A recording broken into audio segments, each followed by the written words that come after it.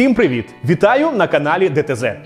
Традиційно своє професійне свято трудівники села зустрічають пізно восени, коли врожай прибраний, завершено майже всі сільські роботи і вже можна підбити попередні підсумки річної діяльності у полі. І з цієї нагоди ми вирішили провести святковий стрім і запросити до розмови знавця та практика сільськогосподарської техніки, нашого експерта Володимира Гур'єва.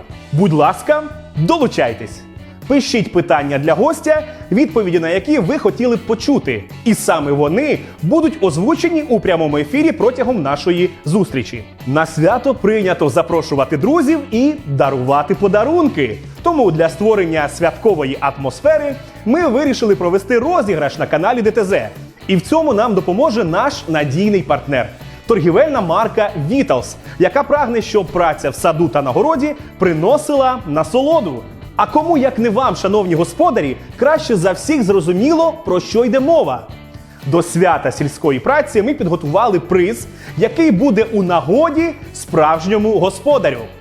Це ланцюгова бензопила Vitals Master BKZ 2511S Black Edition, яка призначена для швидкого розпилювання свіжої, сухої й мокрої деревини, деревостружкових плит і заготівлі дров. Отже, для того, щоб взяти участь у розіграші, потрібно: по-перше, бути підписаними на канал ДТЗ.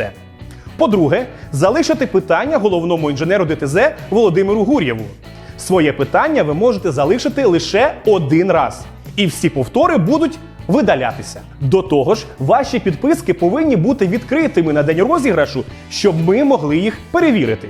І вже 19 листопада 2021 року о 18 годині, прямо напередодні свята, в прямому ефірі на каналі ДТЗ відбудеться розіграш чудової бензопили Vitals.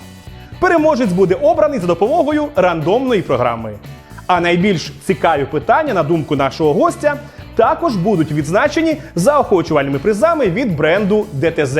Отож, підписуйтесь на канал, залишайте питання, стежте за анонсами і не втрачайте свій шанс!